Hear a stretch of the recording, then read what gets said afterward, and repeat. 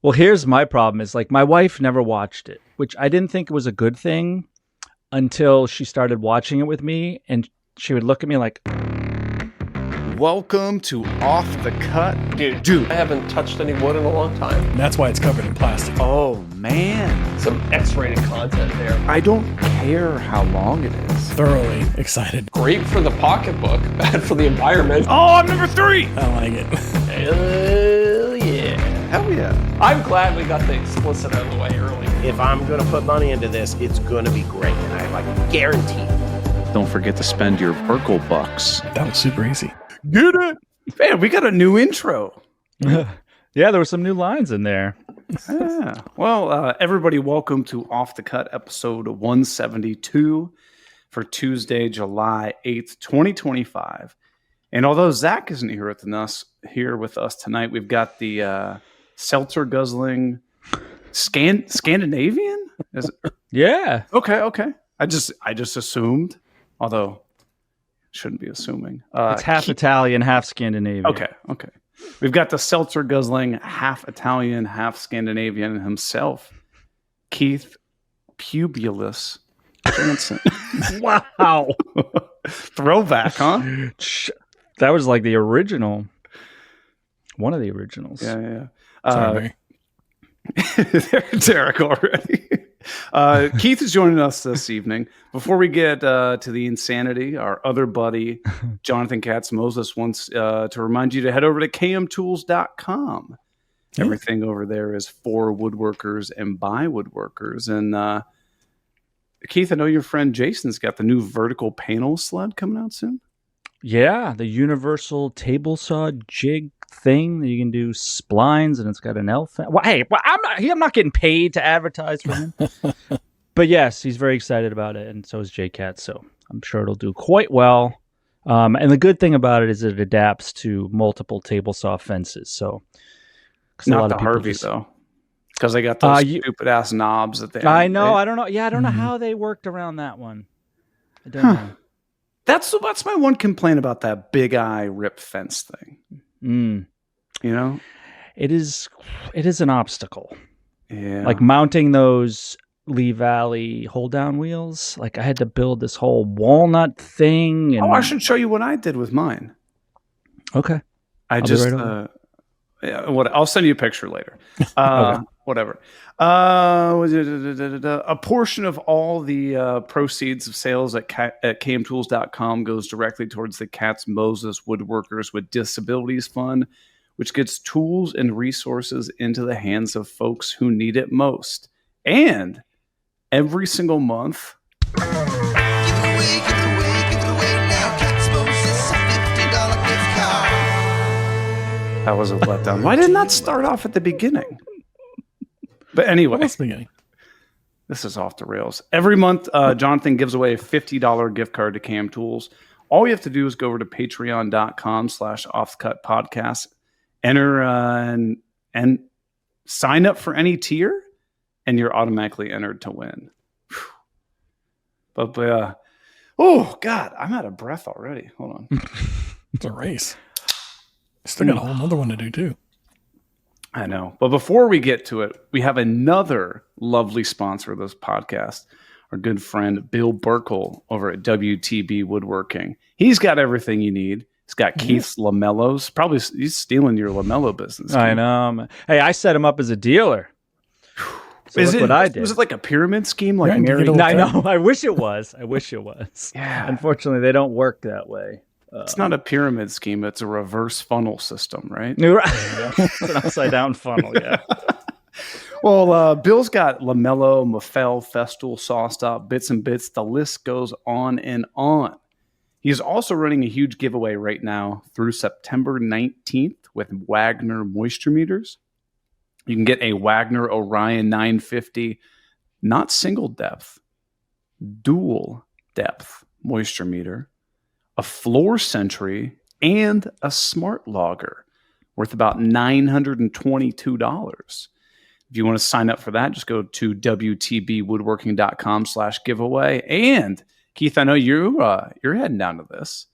Mhm. Bill is throwing an extravaganza celebrating the 1-year anniversary of his store on Saturday, October 25th from 9 a.m. to 3 p.m. at 390 Pike Road, Units 1 and 2, Huntingdon Valley, PA. And he's going to have food, drinks, discounts on tons of stuff. And Keith will be there. So, I mean, that's the reason I would go. Didn't I hear somewhere he's got Unit 3 now?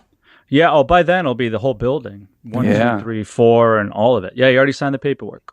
Yeah. Yep. That's insane. Getting big. It is. It's super exciting. He's only Bill- been Bill, open for a year. He doesn't go small. Bill goes big or goes home.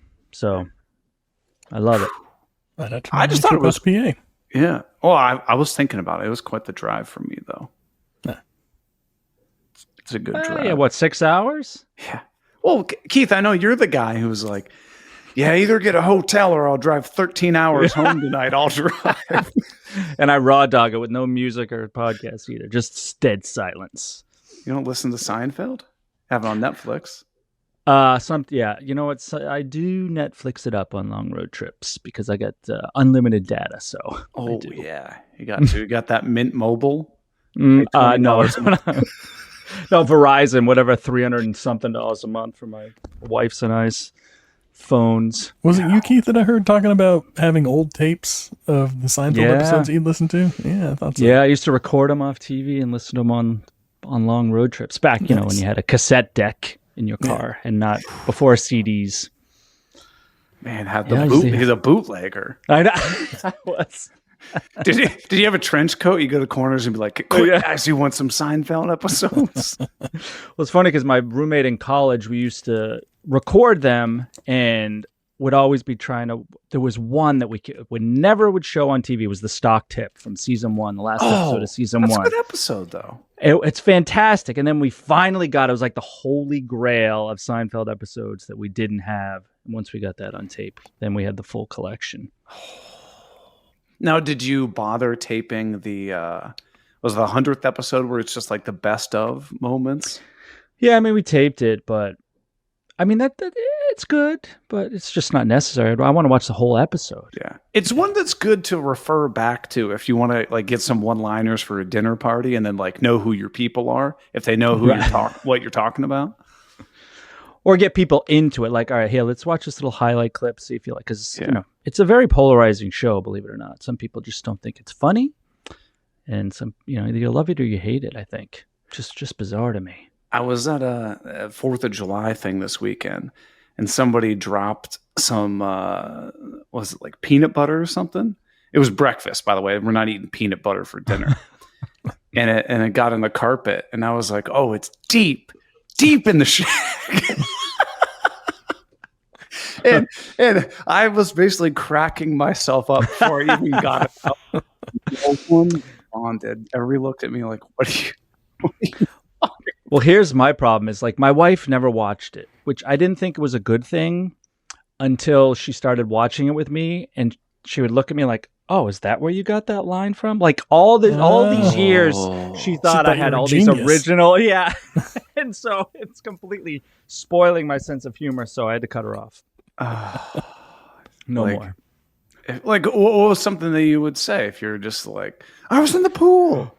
Well, you know what? The reason that we named up one of our cats Jerry is because it's little Jerry Seinfeld. Right. And it's because I showed her that episode in the season 2 when he's dating that girl with the Southern accent. She's like, Jerry, I don't know sometimes.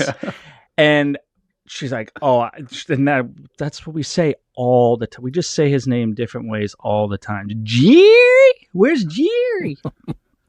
And it was because of that episode. So I thought about naming my cat Mulva. I like that. We have been talking about if we get a third or a fourth, what are we going to name them? We don't know what like LaMelo was definitely one, but then I was like, I don't want people to think it's named after a LaMelo Ball. Oh, basketball douche. Yeah, Vanderlei Industries. Yeah. That would be pretty good. And just name the cat Art. Be like, and make middle name could be Vandelay. Right. Yeah. It says on his birth certificate, Art Vandalism, but we just call him Art. Importer, exporter. Hey, I know you and Jason were talking about this the other day, and we were talking about the other day. Shaper origin. I have some things that as I've been using it more and more, I wonder if this is operator error or if this is that's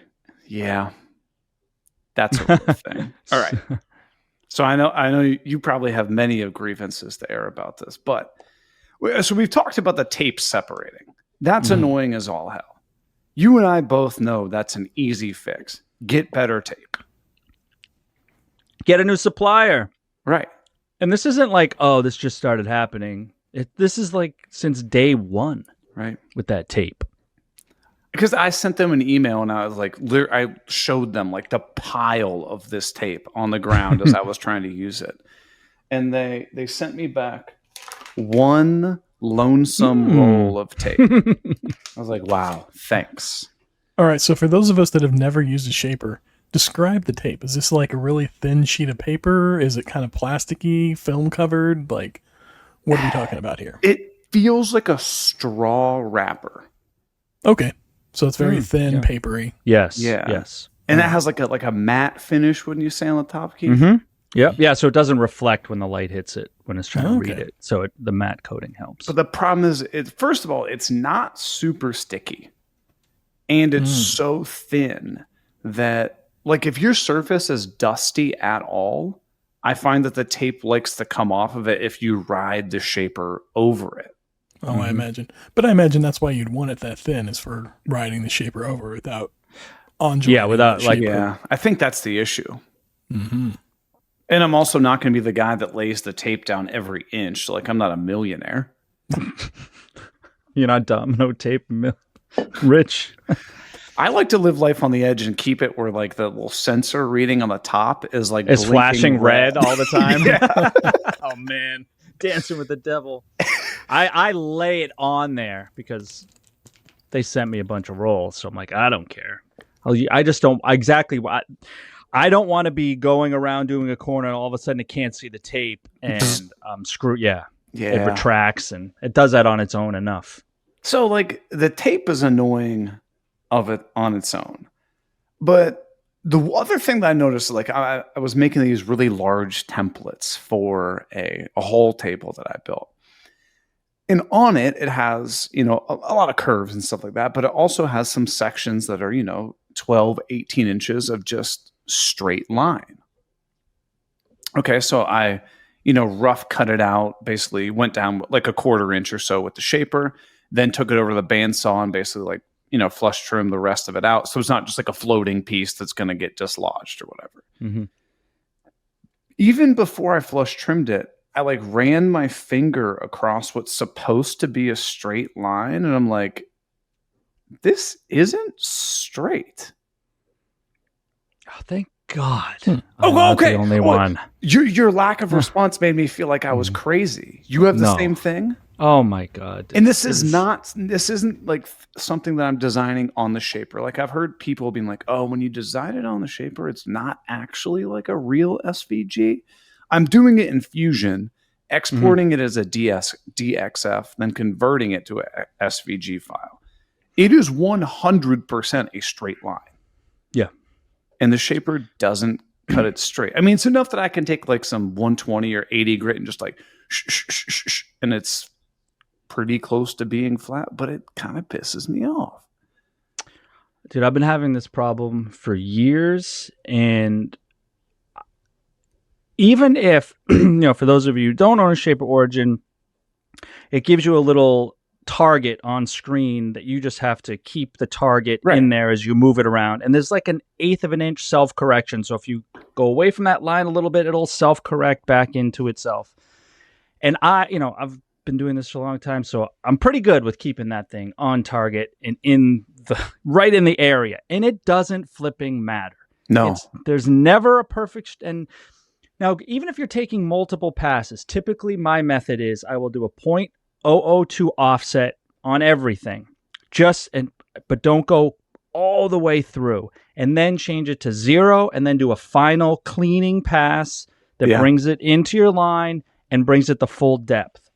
It doesn't flipping matter. Like No. I don't know what else to do. I've adjusted how I hold it and push it and pull it and all these things. But like, yeah, a straight line, like why can't it make a straight line? I mean, visually, it's straight. But like if you were to put like a straight edge on it and put like a flashlight, Yeah. there's definitely like little undulations, right? Yeah, well, and that's the problem is if you're doing joinery, where like I had created all these mortises that are basically the shape of a domino in my last project, and then use the shaper. All I did was I cut the inside line to cut the mortise, and then I changed it to the outside path to cut the tenons because they were through tenons. Right. And none of them fit. I kept having to adjust and adjust. And it's because they were so deep that the bit like deflects a little bit. And even if you use auto pass, so typically what you have to do, if say you're in a 1/2 inch material, to cut all the way through that, you can't do it in one pass. So you should really, the depth you should go is half of the diameter of the bit. So if you're using a 1/4 inch diameter bit, each pass should be 1/8 of an inch. Mm-hmm. Now with a normal CNC, I don't know what the rules are, but for this thing, that's pretty much a pretty safe rule to follow. So what you would have to do is cut 1/8 of an inch depth, retract the bit, adjust the depth on screen to a 1/4 inch, then it goes down in, you make another pass, it comes out. So auto pass that they came up with is you can set, I want to go 1/2 inch deep and I want to do 8 passes. And all you keep doing is moving the machine in circles and circles, and it keeps like tunneling down as you come around, right? But when it does that, it leaves those stair steps all the way around. Yeah. It's not perfect. And then I was like, all right, well, then I'll do a cleanup pass. And at that point, the bit is extended so far that whether the piece that you're cutting, like the tenon, because it's smallish, is moving with the blade. The bit, the bit's coming into contact, it's like moving like this, or the bit, so it's causing kind of deflection. I don't know, but I encounter these things all the time. Now, let me just preface this by saying, I do love that machine. Oh, yeah, for sure. I have done so many things that I could never, ever, ever do without it. That doesn't mean it doesn't have its problems. Right. And if there's a problem to be do. found with a tool, I will find it, because it always happens to me. Like, here's one of the other ones. Did you get this? Where it's like the base of it goes through these like slick and then sticky moments in mid cut. You'll be going, and then it feels like it like gets stuck, and then you push it, and then you're like, it like slips away from That's you. the tape peeling up and That's grabbing the tape. Like Yeah. if you cut through the tape, which sometimes you have to, and that peels up, and then all of a sudden you run across it with the shaper base, it peels the tape back a little and catches, and a little bit of that sticky, gummy adhesive gets on the bottom of the shaper.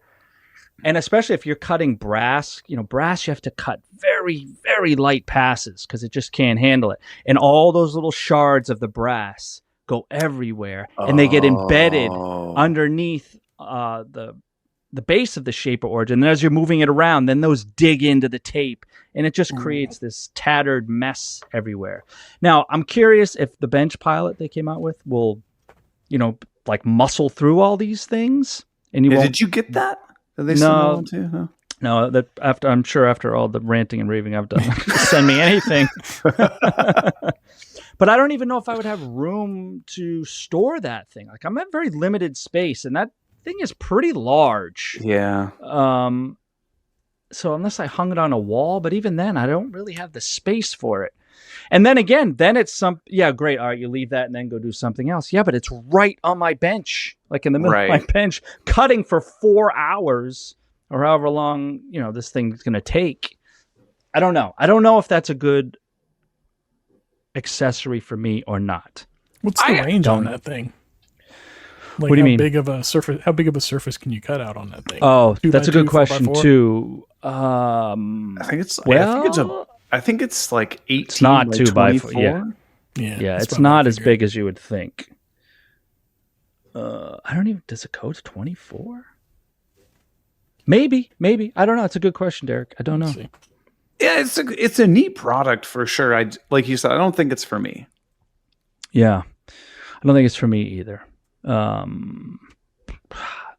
It just depends what you do. Like I saw Michael Ahm doing a bunch of cool stuff with it, doing some engravings on like these topographical maps. And you don't want to be sitting there hunched over that machine for hours on it. So if it's something that's going to take a long time, it would be good to just let the machine do its thing. But you can't leave it unattended. I'm going to go to bed and leave it unattended like you can a 3D printer. So I don't think you can do that with most CNCs. Like most people don't want to leave them running overnight by themselves. No, then maybe they have a camera out there. Like I know Pete has a camera out there, so we can watch it or check in on it from time to time. So I don't know. I just don't use it enough. It's weird. The shaper, like I don't use it a lot, but when I do on a project, I use it a lot. Yeah, and then it just goes back in there because these other, they keep coming out with all like shaper trace and like Workstation's fantastic, but shaper trace, man, I got issues with that thing too. Okay, I'm glad you said this because I got issues with this. Is by the way, this is not the beat up shaper. I know, no, it's not. No. Like, let's be honest. I love the shaper origin. It's phenomenal. Used it to cut out templates for my last project. Used it to put in like bow ties. They were perfect. It was fantastic, right? Yeah.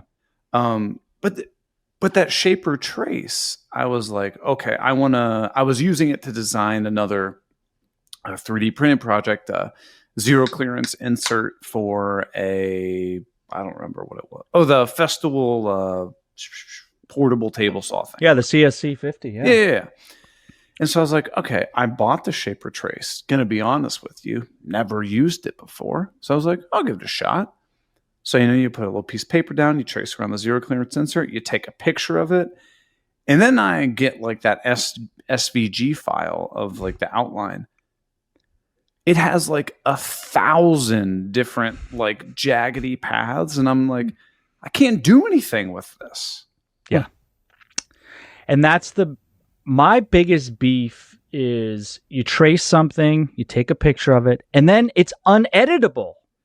So you bring it into Shaper Studio, you can't do anything to it. You can't even like draw on top of it and recreate it on top of it. Yeah. You can't. It's all it does is it'll like clean up the lines a little and say, what, I don't even know the message it gives you. Like, do you want to do the inside or outside of a line or try semi clean it? But you're right. It leaves all these jagged lines because no one can draw a perfectly, even if you're tracing something, even if you try to trace all the way around with that marker, the second you stop, that ink splotches out on the marker and leaves like a dot, and it picks that dot up. So it like creates this little blivet there. And like, so I just don't understand why it's creating an SVG file that's uneditable. So you're like stuck with what it is. Like, Shaper Studio, I feel, should be for those people, number one, who can't afford Creative Cloud or don't want to learn Adobe Illustrator or Inkscape or any of these other, or Fusion or any of these other vector-based programs. But to have an all-in-one ecosystem, that program needs to be way better. And it's simple stuff like being able to make a curve that isn't faceted. And it makes faceted curves? Yeah, just like SketchUp. Oh, like you can only make, like 100 facets in a circle. That's what this does. This has been my complaint forever. And then, or a grid or guides. And then my biggest thing, because I use Shaper Studio a lot for creating, for example, if I was going to do like a Stadia shape, like the cabinets that Paul and I have done, the whiskey cabinets, which are half circles on the end and straight lines in the middle. Sure. To do that, I would create 2 full circles and a rectangle in between. And then what you can do is, what happens is that rectangle will, if you make it the same width as the diameter of it'll snap perfectly, like right in the middle. It's got these, it registers to the center of everything. So it snaps to it. So to me, if something snaps to it, that means it's touching. Right. So then you select all those shapes and you bring it into Shapeshifter. And Shapeshifter allows you to select the portions of all those shapes that you made, and then you hit Shape Shift or whatever the button is, and it just saves those. So now it eliminates all the extraneous things and makes it one shape.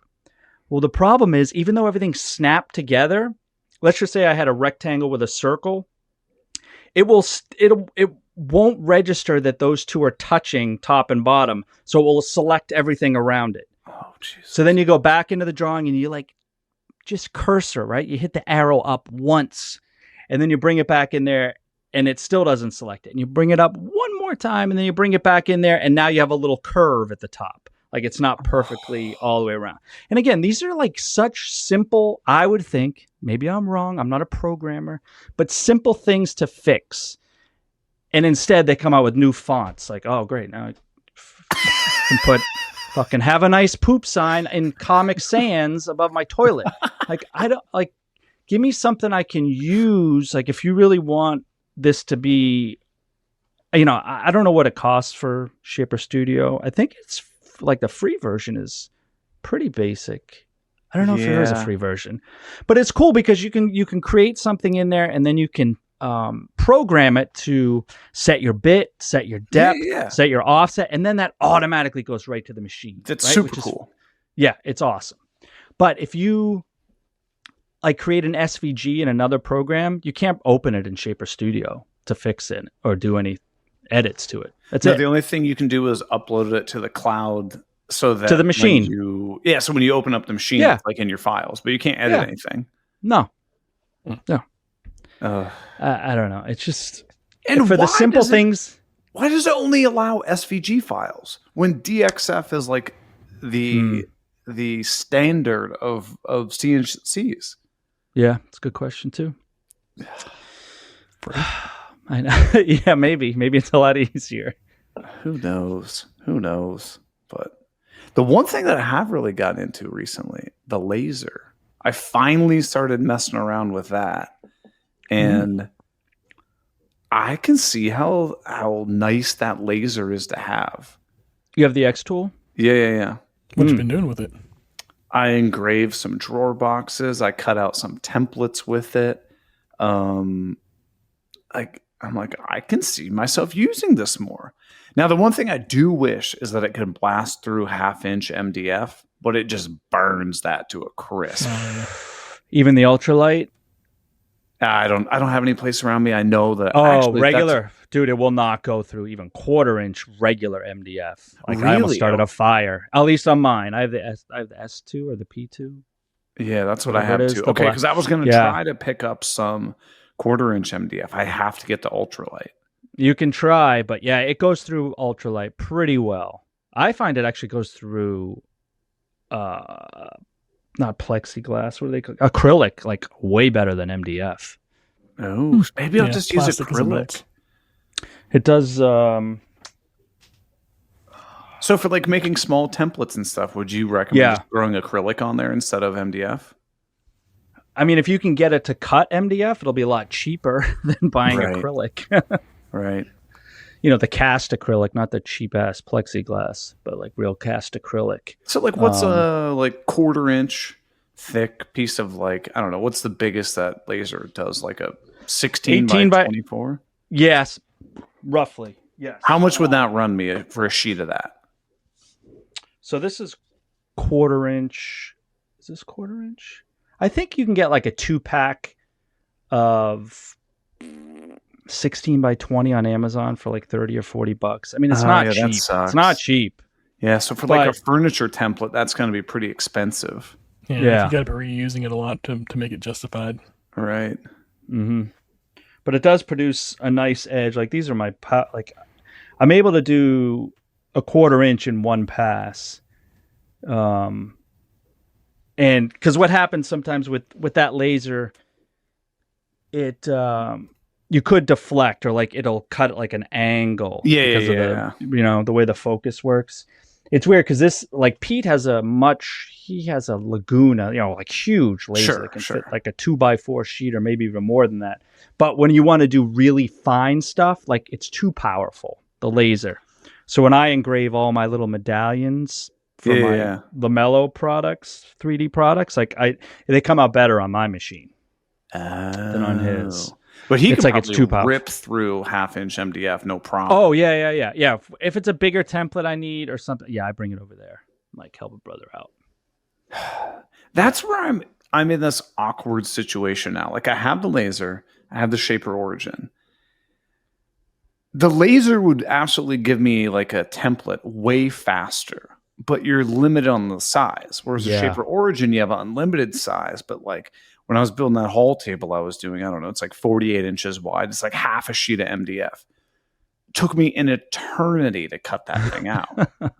And then you're like hunched over, you get scoliosis going. It's like I know. Then is it better to just do one pass and then rough cut it at the bandsaw and flush trim it? and that's what I ended up doing. You know, I don't know, because that first pass may not be perfect anyway, even though it should I know. be. You know, I know that was my issue. But I feel like So- often, as much as these tools are helping you out and helping you get like these new techniques down, they're also slowing you down and kind of hindering Please. your progress. please. Yeah, it's a give and take for sure. You get a new table saw fence and like it works great for a while, and then it's not calibrated anymore. And now all your cuts are burning and then you have to recalibrate it. Like the more and more things I get to realize, the fewer tools I actually want, because the more tools I have, the more things I have to like Maintain. maintain, right? Dude, my laser is out of square. So, because here what my bright idea was, I bought a bunch of cast acrylic, and I don't have any like flat squares, meaning something you can put down on the bench, you know, like a drafting square, like a triangle, drafting triangle. Okay, yeah. So I was like, I'm going to cut a bunch of them out of acrylic so I have them. And I cut it and I put a real square on it, and it was like 1/8 of an inch out, over 8 inches. I was like, what the okay, that yeah. so I that's thought it was a maybe it was heating up the acrylic too much and it was deforming or something like that. sure. So I did a bunch of different tests, even on smaller pieces. Same thing. And then I look up and it's like, oh yeah, you have to recalibrate it because your XY is a little off. I'm like, I'm not doing that. Like, Right, because like, are you going to make it worse? yeah, well, my luck, absolutely, I would make it worse. A I've got circle the- would come out a square, or the other way around. I've got the new planer I got, that Powermatic 20-inch thing or whatever. I've noticed, and maybe this is something you guys are knowledgeable about. When I feed my wood through on the right side, Hey now. you know, you push it through the feed roller and you're like, oh, boom, cool, grabbed it, no problem. Doesn't like wobble it up or like snipe it or anything like that. But if I do it on the left side, I have to like jam it into like the feed roller, and then it seems like it kind of like it like does a little pump fake and like jumps. Yeah, a I know what you little mean. bit. Yeah, little. Have you ollie. ever seen planers that do that? Do you know what the solution is? I mean, your feed roller might not be parallel to your bed. Is But- that like there's like a bottom feed roller and a top feed roller? Oh, is there? on that Oh, okay. Mine only has Powermatic. a top, so I don't know. And I'm like, what the hell Um, do I need a bottom feed roller for? Are they rubber? No. Oh, they're metal. The Yeah, mine are bottom metal. feed roller is metal. It's like stainless steel. That's what mine is too. Well, I only have a top, but it is, yeah, it's stainless steel. So sometimes, like, if you don't keep those beds waxed and there's too much resistance there, it won't grab it very well. It'll like kind of Yeah. chew it. But if you keep the beds waxed, it definitely helps. Yeah, I don't know. I mean, that's what it sounds like to me, but I don't. just need to adjust Sounds like it one. might. Yeah, I would. The feed But see, rollers then I might be don't off. want to make it even worse. Well, and that's like what a friggin' $8,000 planer. Like, what is it? It's a lot of money for that thing, right? Your feed rollers also have like tension on either side of them, right? So maybe the tension on one side is a little tighter than the tension on the other side. I don't know. I bet that you get these manuals, right? And they're insanely thick, but most of the information in them is just so irrelevant.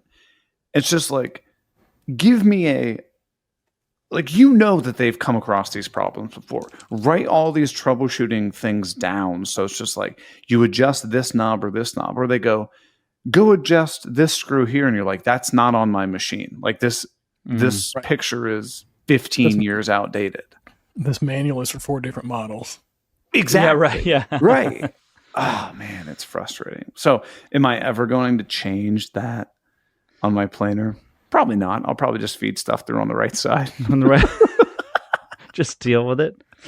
I don't know. I mean, I would probably Google it and see what people say in the forums or whatever, and then I would never do it because I don't know, unless it was an easy fix.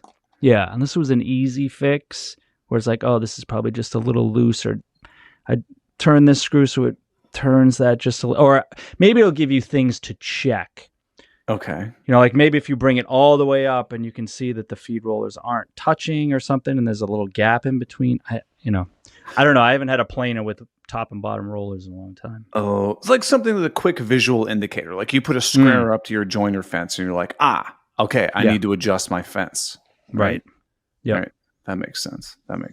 Even the jointer was driving me bananas to set up. But what I found out was that my outfeed table was hitting the fence, and so I wasn't able to raise my outfeed table up to be parallel with the cutter head. So I actually had to take my fence off, adjust the outfeed table, then put the fence back on, and then it was fine. Like, man, I don't get it, right? And even in the manual, they're like, we spend an inordinate amount of time calibrating this machine when you get it to you. It shouldn't need any calibration. My outfeed table was almost at 1/16 of an inch below the cutter head. Wow. So it was like sniping the back end, the 2 or 3 inches, right? Yeah. Oh man. Where did you buy? Did you buy them directly online and just had them shipped, or was there a They were direct from Powermatic. Man, yeah, they would have got a pretty heated email from me probably. But hey, it is what it is. Hey, Deric, speaking of things that have gone wrong, do you have an update for us about how your display stands are going? No, nothing's changed. Since last time we talked, I'm working on the last piece that I have to deliver to him. But that's it. Like I got the main box of it built this week, and I'm gonna throw get the trim all milled up tomorrow, and hopefully get that completed this week. And did you make sure it was the right sheen level and everything? Yeah. Yep. I got some more of the paint left, so I'll just use the correct or the preferred sheen on. Did you figure out how you're gonna do the slots? No, I haven't, but like I did find they're out in the garage. I don't have them with me. I got some little things on Amazon that we were talking about last week. They're little like not mop heads, but pads on the end of like little plastic sticks, and they're probably like about 1/2 of an inch wide and then like 1/4 of an inch thick. Like so I can stick it in there and then slide it up and down. So I need to recreate a small mock version of it with the Rubio on it so that I can test out a couple different applications. And then I think I'm going to 3D print some sort of a guide that can go over the opening so that whenever I slot this in, I'm not touching the sides, the top and the bottom. I'm just going straight to the back and applying it across the back instead of hitting the opening there, which has already got something on it. And that's my plan right now. I'll probably work on that later this week or next week. And how many of those slots are there?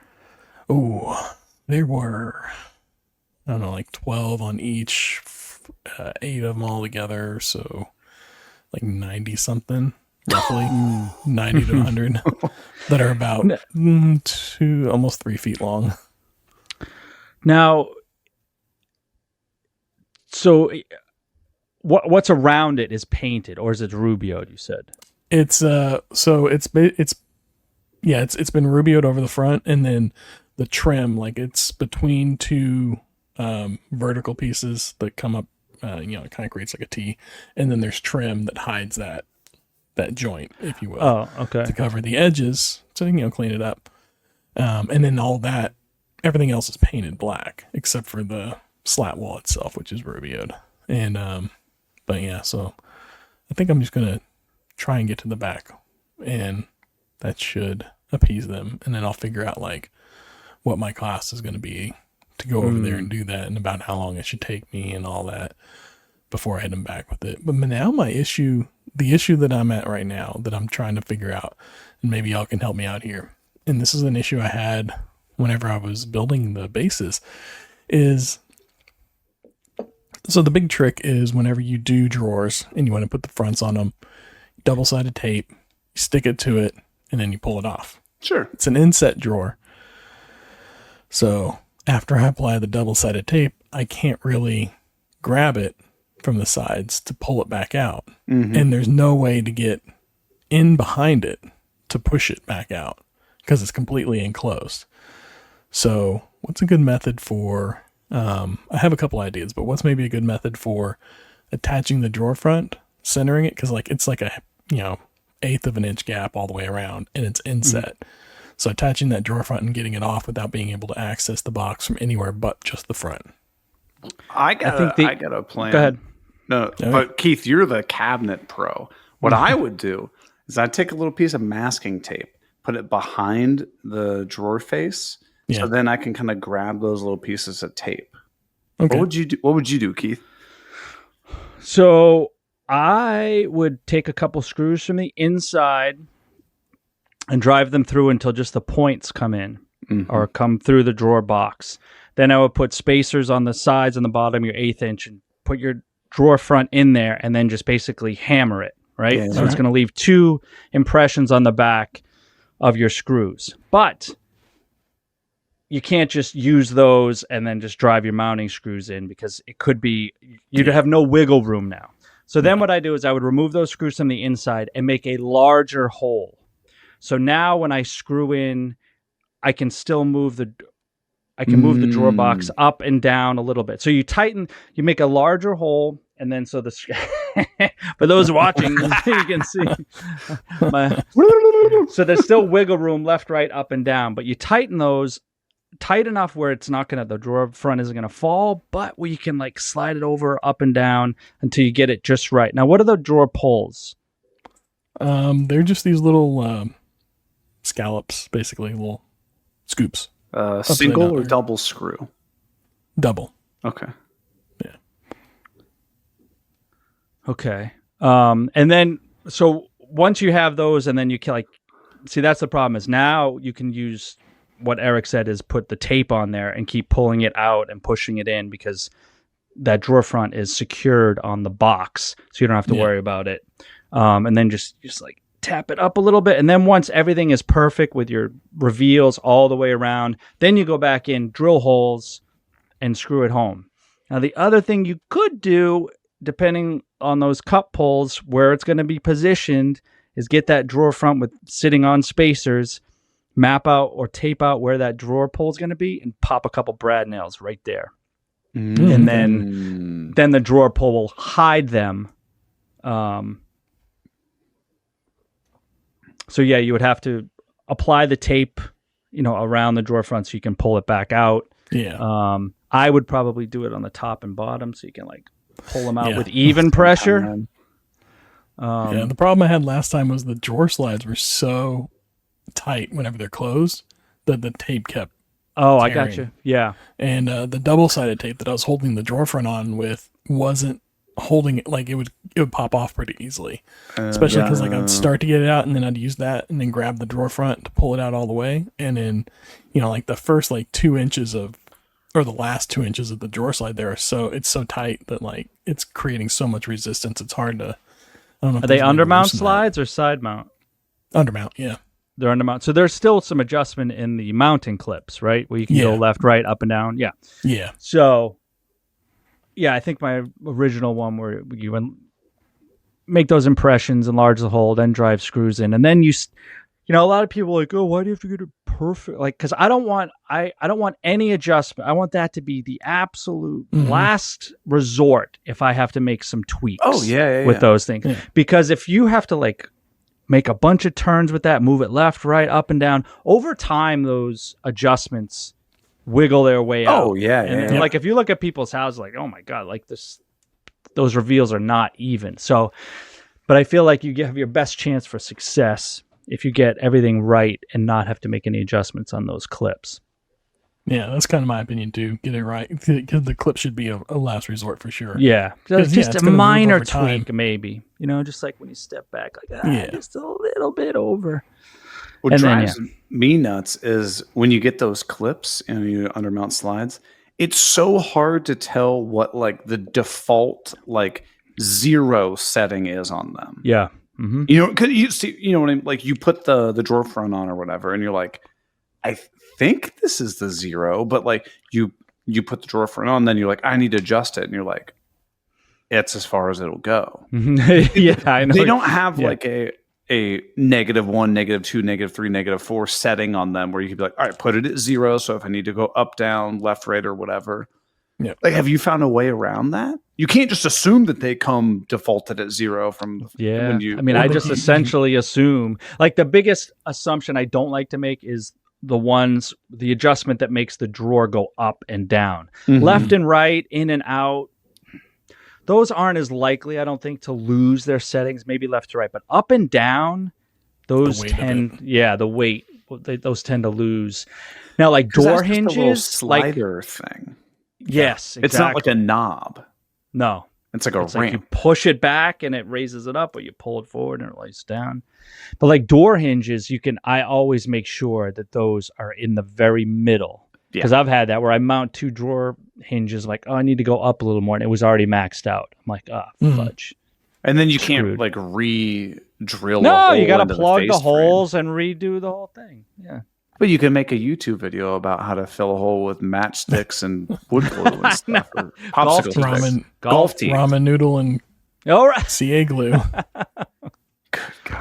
Good God. I gotta say, you convinced me to try those Salice Progressa smooth, whatever, whatever the hell they are. I got those when I redid the laundry room, and I was like, all right, these are nice. But then for this hall table, I needed 9-inch drawer slides. I know, asinine, right? Mm-hmm. Salice didn't make them. Nobody does. You got to get side mounts. So I got Bloom had them. Bloom makes 9s. I thought they only made 12s. So I got the Bloom, whatever the hell they are, not 593H or whatever the hell it is, right? Okay. Those don't slide anywhere as nicely. No, there's no room for the piston. Well, that too, right? Like, and they're not full extension, I'll bet. Oh no! Bet, like the door, yeah. You gotta slam that door shut. 9 inches. Like, in the YouTube video when I was like showing me closing it and stuff, I almost knocked the thing over. I was closing it so hard. The soft close to activate. Wow. I'm trying to think where I have used, because I have definitely needed 12s, and Salice only makes them in the lower grade. Yeah. They don't make them in the Progressive Smooth. So, 9-inch. God. So for everybody at home, that's a 9-inch deep drawer box, which means that the slide itself is what, like 5.5 or 6 inches? Because then you have to add the clip. Right. Yeah. It's probably that's just a weird. Well, the slide will actually be a little longer than 9 inches because it's got the drawer box goes into those registration pins in the back, so they're probably 9.5, maybe 9 3/4. But yeah, that's very small. Yeah, it was driving me nuts. And then I don't like the adjustment clips on the Bloom stuff anywhere as much as I like the Salice ones. Well, it depends which one you get. They have different levels. I got like the Bloom, like the highest end one. Oh, the inset ones that have the little adjustment on the front for the inset. Yeah. Come in and out. Yeah. It still annoyed me. I didn't care for them. I like the Salice ones.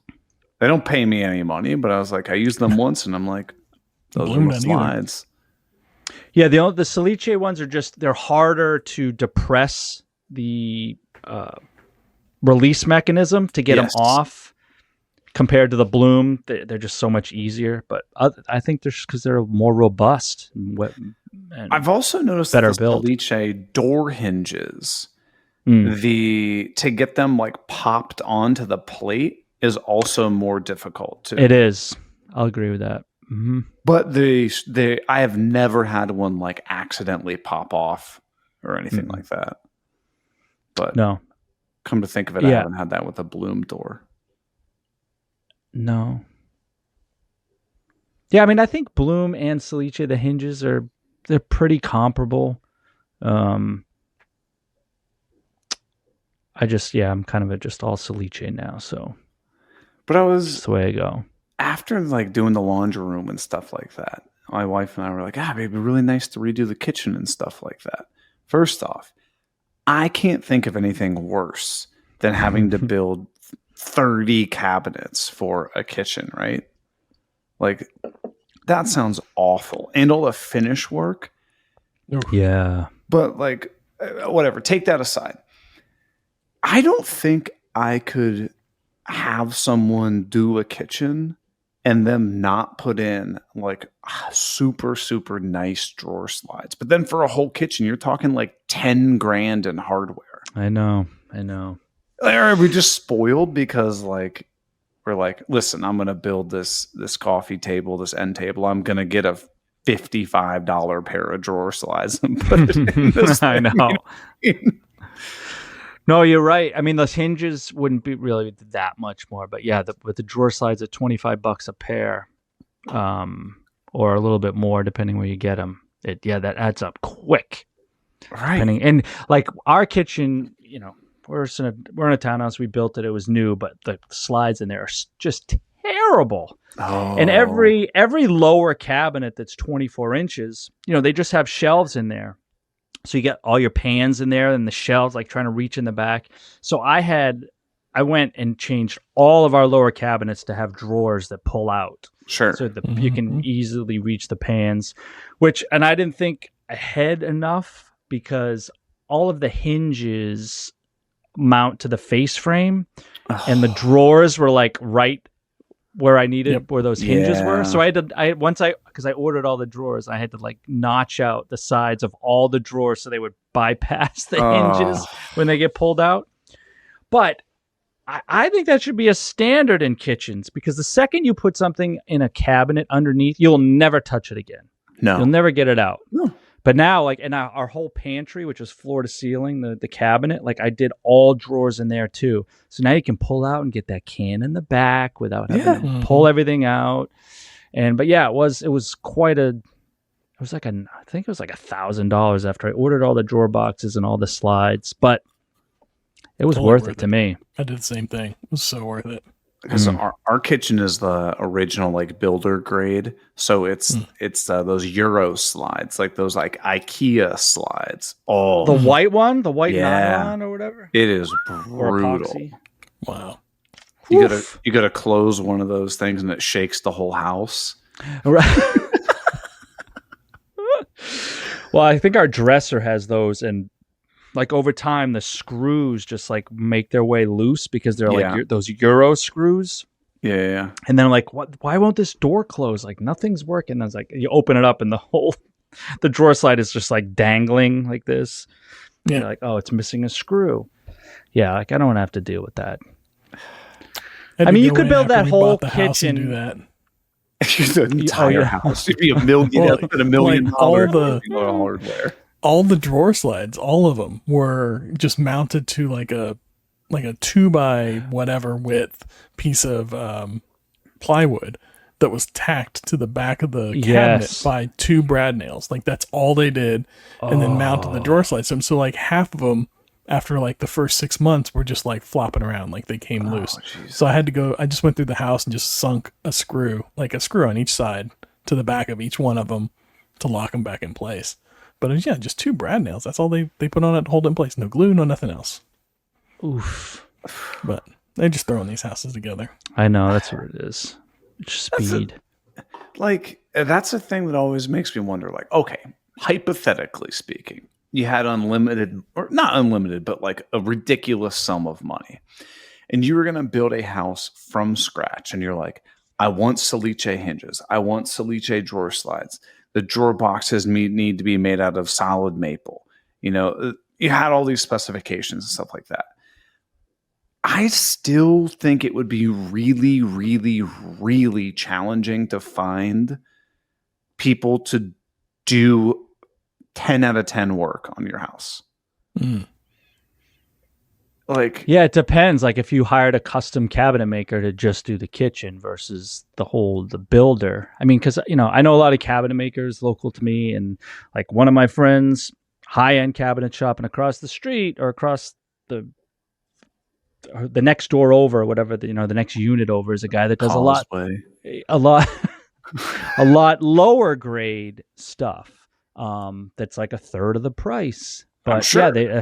where they just skimp on all of these other things. Like Derek saying, it takes too long to put one screw in these brackets in the back, so we're just gonna pop a couple brad nails in.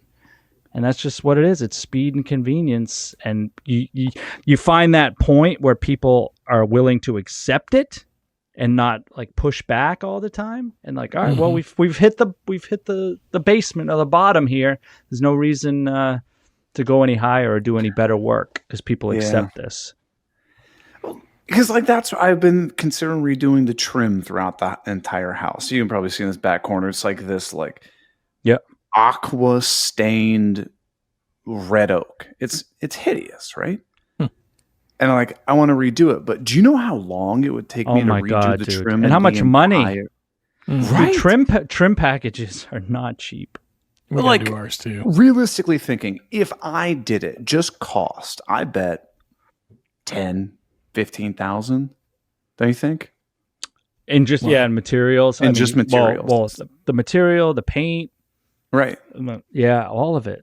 But if I were to hire somebody to do it, one, because, we're woodworkers, I don't think I would ever find someone. I think it'd be very difficult to find somebody that'd be like, wow, you knocked that out of the park. You did that as well as I know you could do it. Yeah. And if I did find that person, I bet it would be 20, 30 grand for them to retrim the whole house. Yeah, at a high quality. Yeah. And it's like, is it even worth that? Or is that just one of the things you go, I'll live with that one? I do, dude. When we moved into this, some of the outside miters on our baseboard trim, they weren't even together. It was just, and normally, that happens a little bit over time. Maybe they shrink a little bit, but when we were doing the house inspection, our final walkthrough, they were open. And the guy who the builder or the project manager, or whatever, was coming around, I'm like, can you fix this miter here? I was like, wait a second, what are you going to do with that? I said, you're not just going to fill that with caulk, are you? Like an open outside miter? He goes, yeah, that's what we normally do. My don't even touch it. Don't even bother. But that's not what caulk is for. Caulk is for gaps between a wall and trim. It's not it's not gap filling for outside miters. Landlord special. Oh, yeah. So, but see, the fact that the guy told you that's what he was going to do, he believes that's a perfectly valid thing. If he was like, dodge. Because for the average person at home, that's fine. Right. They're not going to. They don't care. Yeah. And then all the balusters on the stairway going up, they're just square, painted white. Sure. And as I'm looking at them, each one of them has a number on it in pencil, 1, 2, 3. So they didn't paint them in place. They were primed from the factory or wherever they bought them, and then installed them and never painted them. So I said, "Oh, you're going to need to paint these." He goes, "Okay, no problem." So a few days later, I come back, and I can see just the pencil lines are erased because some of them, the latent image is still there, and there's no brush strokes on the thing from painting it. Wow. I'm just like, Jesus Christ. This is what. Now, granted, it's not like this is a friggin' $1 million townhouse or something, but, we just have different levels of. I have different expectations based on my experience building houses and doing trim work and being a finished carpenter than what these people do. It's just get in, get it out, because the 90% of people don't care. They don't notice that stuff. It's not important to them. Right. And to me, that's what I look at. Right. Are they going to spend 4 extra days on these small details, like you said, that only 10% of people notice. Well, as a business, like, I kind of get why they're like, let's, move on, right? Yeah. Yeah. Exactly. Woodworkers make the worst customers. I get the know, we best really products. But it's like, how do you weed those people out? Like, you can't be like, show me a portfolio of your work. And of course, they're only going to show you like their 10 out of 10 work. I Let me can't. see your last 10 miters. Yeah, Right, right. like, Yeah, that's a good one. I'm not going to drive over to Keith's house and be like, all right, you have to let me in to see how, Paul down the street did these miters. You can be like, get the hell out of here. You're not coming to my house. Like I have a painter, like a good painter. He actually, I don't know if you guys watched this old house, but the last one was done in New Jersey, and the contractor, Zach Detmore Home Improvements, I know him, and he was the contractor on the show, and his painter, was actually on the show and had airtime and everything. Great guy. So he came and just did our guest room here. I didn't know they were going to do the ceiling, but they did. But anyway, so they caulked everything, primed everything, and painted everything and the ceiling. They did bring 3 guys over, but it was done in 6 hours. Wow. And everything is just perfect. Absolutely perfect. Now it cost me $1,500.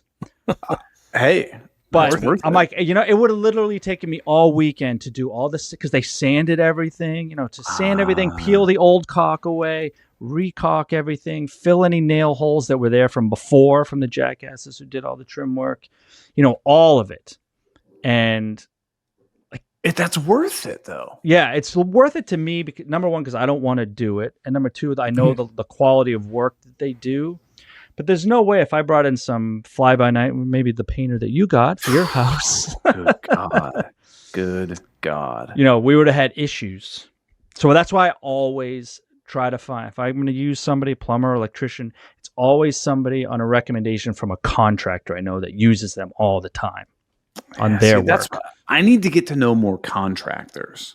Right? Yeah. I think so. Because, someone's just doing high-end homes. Because it's not like you're going to bring them in to redo your whole house. But if you need a plumber to come in and like redo, or to pop in a new hot water heater, or, run a new line for anything, I will absolutely pay top dollar for that stuff. And my electrician, I will pay top dollar for that. You don't burn down my house. Right. And you're not going to go hire one of these Mr. Water Heaters or Mr. Electrics or any of these like just massive conglomerations of people. Like, hell no. Right. Yeah. So it is good that I have a good network of people around here that I know that I can consult with and get their recommendations. But those people they're hard to get sometimes, and they don't want to do the small jobs. Yeah. Or they don't want to do the small stuff. Or they price out a small, like, and I'm not saying this is unfair. Hey, can you come paint this one bedroom? Like, okay, realistically, I should charge you $800 for that, but I'm going to charge you double because I want to make it worth my time to come out and do one small job. Like, I get that. I totally get that. Mm-hmm.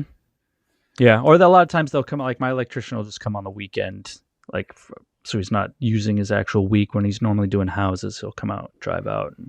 Because I don't bring him out here for just like move an outlet or anything. Like I can make sure I have 4 to 6 hours of work for him. Like I need to move this and that and rewire this and run this 220 line and all these different things. Right. So to make it worth his while to travel out here. Because I live out in the sticks. Like, I hired an electrician when I needed a sub panel put in the garage. Listen, I understand the concept of it, but I didn't want to do it and like run that, like bratwurst size wire out to the garage. And then, I only need 75 feet, but the smallest spool I could buy was 250. Like, no, I'll just hire somebody to do it. But then once it was in the garage, like I run a couple lines, there was no drywall in. Like, that's pretty easy, right?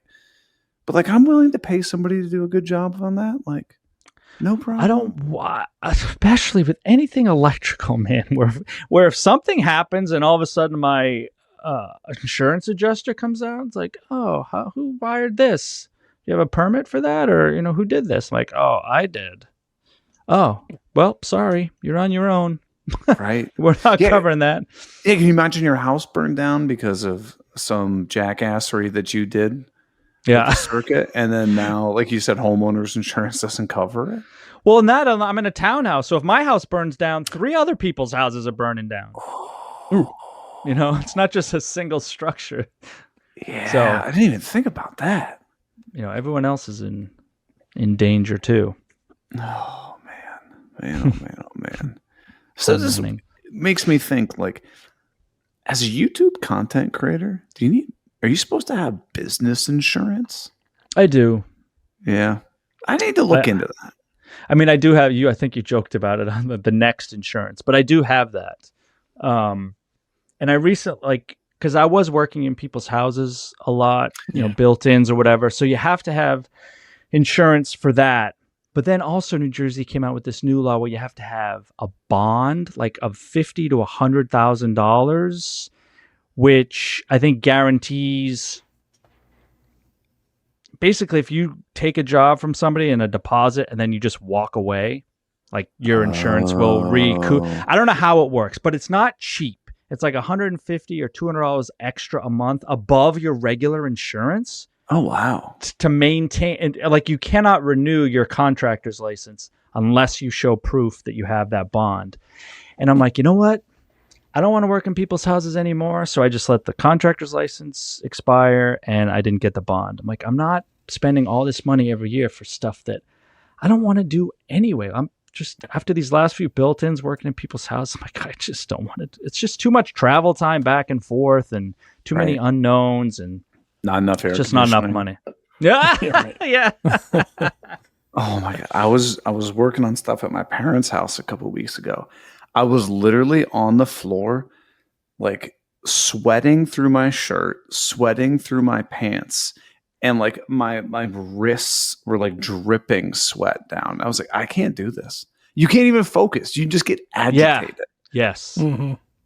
Oh, Very easily. I go from 0 to 100 very quickly. It's like 3 things. It's heat, being tired, or hungry. Hungry doesn't really bother me anymore like it used to when I was younger, but heat and being tired, and then if there's any common, if those are coupled together, yeah.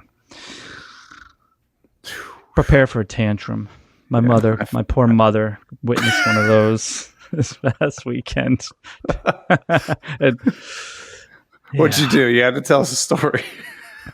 Well, I was doing the install and it was like 10 o'clock at night and it was 90 degrees in our house. So I'm sweating profusely all day long and I'm trying to read the instructions for this TV mount. And as I'm bent over, like trying to read it, my glasses are literally falling off my face, like falling right off onto the instructions because I'm so sweaty. And the instructions were so confusing and it was a giant sheet. It wasn't like a booklet of instructions. And it's like, if you have this, then go to step 3.2. And if you have this, go to 3.4. It's like all over the place. And so I finally figured that out. And then I was like, oh, I got to put one of these things in the wall so I can route the cables down and then bring it out the bottom. And I couldn't. And the wall had insulation in it. So I'm like putting a metal hanger down with the wire attached to it, and I couldn't find it down at the bottom hole anywhere, and I was fucking and finally, and I'm reaching under there trying to look, and the sweat is pouring into my eyes, and they're burning, and I'm tired and hot, and I'm like, the fuck yeah, I kicked my, I think I broke the little buckle fastener thing on my CT26 vacuum, which when I kicked it, put a nice big dent in my mother's wall that I had to patch. But sometimes you just got to let it out. You got to let it out. Let it out. That's where you got to get the foam insulation. Like that 2-inch thick foam insulation that you cut plywood on. Sometimes you just need to give that just a swift kick. I know. I just carry a punching bag with me or a speed bag for these installs. Because inevitably you need to let off some steam. So are you going to officially, now that you let the insurance expire, are you going to be officially done with installs? Yeah, I mean, I haven't done any commission work this year. I mean, the only installs I'll do is like at my sister's house, probably, or if a really nice job comes along and it need to do an install, then I would team up with my buddy Kevin, who owns a cabinetry business, and kind of piggyback off his insurance. Well, you just have them basically like sub you or something? No, Pay we you would $1 do the for job work. together. Okay. And, because it's really just the install that you need someone kind of there for. So That makes sense. But yeah, after the last job where I did this giant kind of music studio thing where it was all spray foam insulation in the walls, and I had to do these brackets, wires, 220 lines, and data lines running everywhere in the walls. Like, you just can't price it out correctly because you have no idea what's behind those walls. Mm-hmm. Now you could put in the contract, depending on what I find, it could be this much more of an upcharge, but I find most people just aren't too open to that. Right. It's just like not knowing what it's going to cost. Because I have a budget. This is my budget. I was like, all right, I can do it for that. It's like, well, I can't do it for another $2,000. $15,000. But, once I get there, I found that directly behind the drywall is cinder block or something like that. Right. But I'm serious. And then you're like, okay, but I'm going to have to spend $4,000 on somebody to do this and do this and do that. And they're like, yeah, I'm not going to pay that. You're like, well, I'm not going to take a wash on $4,000. Like, yeah. Right. And it's so weird because like the woodworkers, cabinet makers, furniture, whatever, like we'll take the beating. But if a plumber came in and said, oh no, sorry, I found this, there's a broken pipe or is completely busted, I got to replace the whole thing. They'd be like, okay. Like, or an electrician gives you a number, or like they don't complain because they can't. That's the number. That's the price. But they feel like you can whittle down a woodworker or a cabinet maker or anything like that. Because you don't need the cabinets, but you need plumbing and electrical. Yeah, you need. Do you think that's why? Or is there more of an inherent value in, for this example, the plumbing as opposed to the built-in? Well, I think there's more of a necessity to the other things. Like, hey, my toilet's not working. Well, I'm going to have to dig up the floor here, and I don't know what I'm going to find. And, so I don't know what it's going to cost. And like that happened with the videographer that I use once in a while. Apparently the town showed up and said, we're noticing like you're using way more water than you should be. There must be a leak somewhere. Oh. So they found a leak and they had to like trench. It was like $10,000 to dig their lawn up and fix the pipe and repatch everything. And it's like, what are you going to do? We have to do this. Otherwise, they're going to shut the water down to the house. The city will shut the water down to the house. Like no cabinets, you can put your stuff on the floor. No plumbing. Yeah. You can't do anything. Yeah, you're back to the 1800s. You can put your stuff on the floor, but in a bedpan. Whenever anybody has any plumbing issue, like you just have like a drip coming out, it's like threat level midnight. Yeah. When I think people, house. Most people can't tackle plumbing and electrical, but they could tackle like a built-in a lot easier than they could with other things. IKEA furniture. It would look like hell, but yeah. Well, because plumbing is not as simple as like this pipe goes to here. You got to make sure you got the P traps. You got to do all that, pressure relief stuff. Can't even venting. pretend I know the words. Yeah. To the average person, like that doesn't even make sense. It's just a bunch of gobbledygook that nobody knows what the hell is going on. Yeah. Yeah. I know, man. It's frustrating when you don't know and you can only trust what they're telling you that they have to do. My sister just went through this basement renovation. They finished it all. It's like beautiful. And then she noticed like standing water, like, cause they put a kind of a floating floor down and there was water coming up through the seams. Now the basement was dry and had been no flooring on it while they were doing all of this work. So it's like, where is this water coming from now? So then it becomes a hunt. You got to pull up the floor. And it's like, that's that's the contractor's dime because to be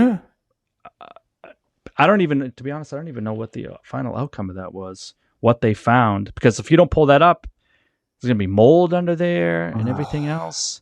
And like, why didn't you do a floating floor or something else? Or there was no, they didn't put anything under there like plastic or anything like as a moisture barrier between the cement floor.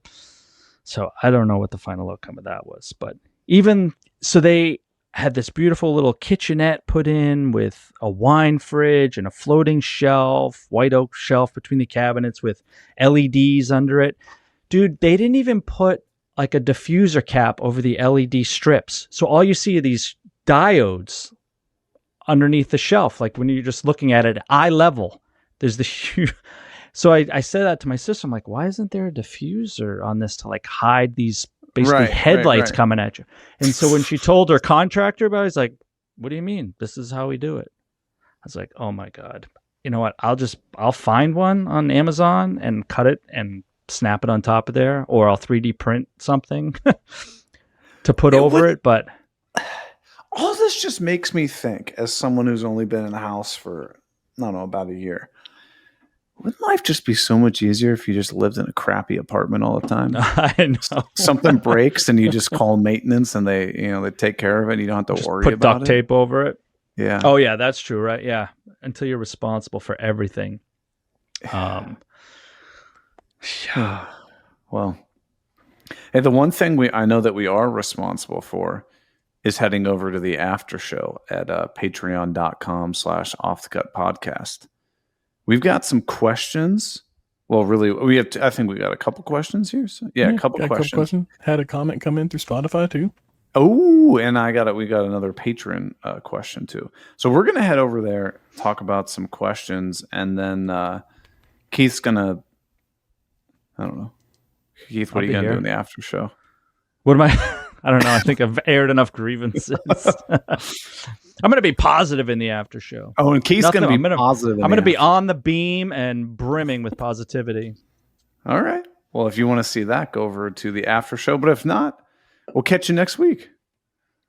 See you around. See you. I want to give a huge shout out to our returning top tier patrons: Corey Duvall at Woodcrafts and Honey, Josh at Sawdust Builds, Joe Welsh at Delaware Valley Workshop, Goblin Spanker. Can't say that anymore. Building Creative. Dadu said, yeah, buddy. Bill Burkle at WTB Woodworking. Bingo bango, you're done. Zach, to be honest with you, I don't even know if I follow you. You should stop.